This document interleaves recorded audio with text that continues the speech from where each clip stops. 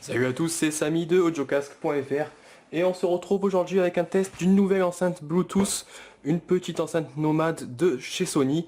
C'est la SRS X11 qui est donc tout simplement l'évolution de la SRS X1 qui était sortie il y a un an ou deux. Donc c'est une petite enceinte sans fil relativement compacte avec un petit format ici carré. Niveau fonctionnalité, on va voir tout ça en détail. Juste rapide présentation avant de la déballer. On va avoir quelques petits points qui vont être importants et plutôt sympathiques au niveau de cette enceinte. La possibilité d'en connecter dans le même temps, un peu à la façon de la UE Boom ou de la UE Roll par exemple. On va avoir un petit strap qui va nous permettre d'accrocher l'enceinte à un sac par exemple. Et elle dispose d'un petit microphone. Donc voilà, c'est disponible en plusieurs coloris. Ce qu'on va faire, c'est que je vais la déballer. On va voir un peu ce qu'il y a à l'intérieur de la boîte et puis on viendra un peu plus en détail sur l'enceinte en elle-même et on parlera rapidement de ses performances sonores. Allez, à tout de suite. Voilà, donc une fois qu'on a tout déballé, pardon, on retrouve bien évidemment l'enceinte. On va retrouver plusieurs manuels d'utilisation, dont un en français que voici. On a ici un petit câble USB, micro USB qui va permettre de recharger l'enceinte et un petit papier ici pour enregistrer son produit en ligne. Donc pas grand chose de plus, si ce n'est donc une petite sangle ici, une sorte de dragon qu'on va pouvoir venir accrocher directement sur l'enceinte afin de la transporter un peu partout. C'est une dragon en silicone de la même couleur que l'enceinte, donc si vous avez une enceinte rouge bien évidemment la dragon pardon sera rouge. Donc au niveau de l'enceinte en elle-même, donc c'est présenté sous la forme d'un petit cube de 6 cm sur 6 cm. Donc c'est vraiment relativement compact, ça se place facilement dans une main comme ça. Plusieurs coloris, donc on avait du bleu, du rouge, du blanc, du noir, et je ne sais plus quoi, du rose peut-être, à vérifier. C'est expliqué un peu plus en détail sur notre essai. Donc on présente ici l'enceinte, on a trois faces avec des grilles perforées qui vont permettre justement de laisser passer le son, mais ça reste quand même un son qui va être plutôt unidirectionnel avec en fait un haut-parleur qui est placé ici à l'avant, donc le son va être projeté par l'avant et on va avoir deux radiateurs passifs de chaque côté qui vont permettre d'obtenir un petit peu de basse au niveau de ces enceintes. De cette enceinte plutôt, pardon. Au niveau des boutons, donc ça se passe sur la face avant de la Sony. Donc on va zoomer un peu.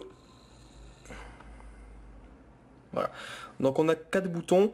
Le premier, donc c'est un bouton qui va vous permettre tout simplement d'allumer l'enceinte. Voilà, vous avez entendu. Il y a une petite LED ici qui nous confirme que c'est bien activé. On a un second bouton qui va permettre de décrocher ou raccrocher un appel téléphonique car l'enceinte intègre un petit microphone à l'intérieur. Et deux boutons ici tout simplement pour gérer le volume. Donc c'est pratique, mais il manque quand même quelques boutons à mon goût, notamment un bouton pour mettre en lecture ou en pause sa musique, ainsi qu'un bouton ou une fonctionnalité du moins pour pouvoir passer d'une musique à l'autre. Souvent on peut laisser par exemple appuyer ici le bouton plus pour passer à la piste suivante. Là c'est pas forcément le cas. Au milieu vous l'avez sûrement déjà remarqué, on a le petit logo NFC.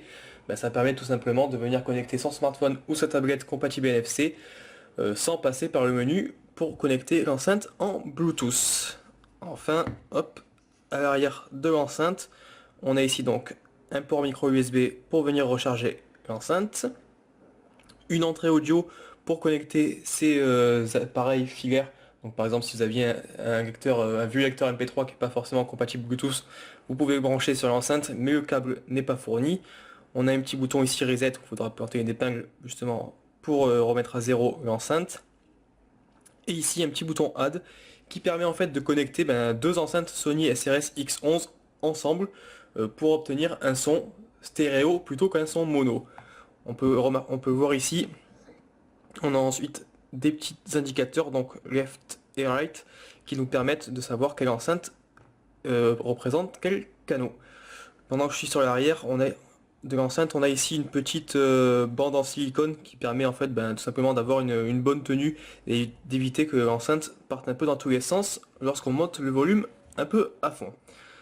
Alors, ce qu'on va faire, c'est que je vais revenir tout de suite avec le téléphone pour montrer un peu, justement faire entendre qualité audio de cette nouvelle enceinte Sony.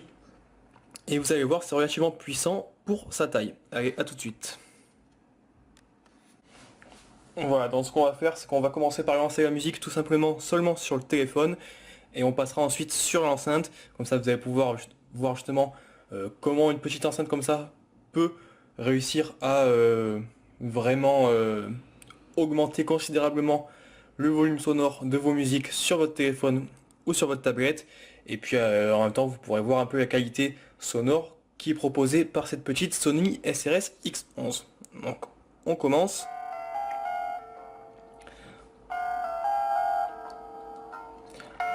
Donc là, c'est seulement sur le téléphone.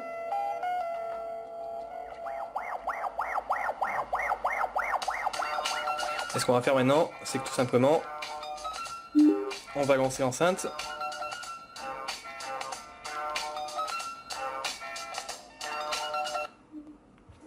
Voilà. Donc comme vous l'avez vu, l'enceinte elle était déjà connectée, ou du moins enregistrée avec le téléphone. Donc à partir du moment où j'appuie ici sur le bouton Power, elle s'est connectée automatiquement avec ce smartphone. Et donc vous allez voir, le son est vraiment bien plus puissant.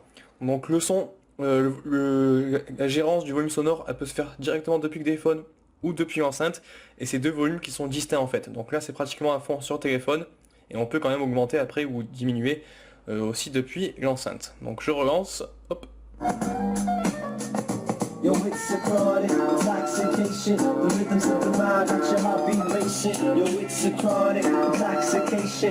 Free yourself from limits, never stop to place it. Yo, it's a chronic intoxication. The music of the mind got your heartbeat racing. Say that it's a chronic intoxication. Free yourself from limits so you'll never stop. This reminds me of old times. And mine is a terrible thing. I never thought that I'd rise to be a lyrical king. But yo, to everyone's surprise, I'm alive and we're kicking out a voyeuristic mind.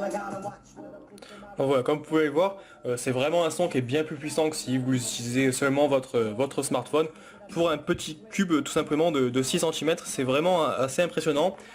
Quand on pousse un peu trop le volume, comme je l'ai fait au début, on a quelques distorsions. Bah, c'est un peu normal pour un petit haut-parleur comme ça. Mais à volume modéré, ça reste vraiment un son qui est plus que correct, avec des fréquences qui sont particulièrement homogènes. On a quand même des petites basses grâce aux deux radiateurs. C'est assez rare pour des enceintes de cette taille, même si évidemment ça reste dans une juste mesure, hein, puisque c'est vraiment tout est compact dans cette petite Sony SRS X11, mais c'est quand même relativement impressionnant. Donc voilà, c'était pour la petite présentation. Tout ça en détail un peu plus sur le test sur audiocasque.fr, et si vous avez des questions, n'hésitez pas à les poster sur les commentaires de la vidéo. Allez, salut!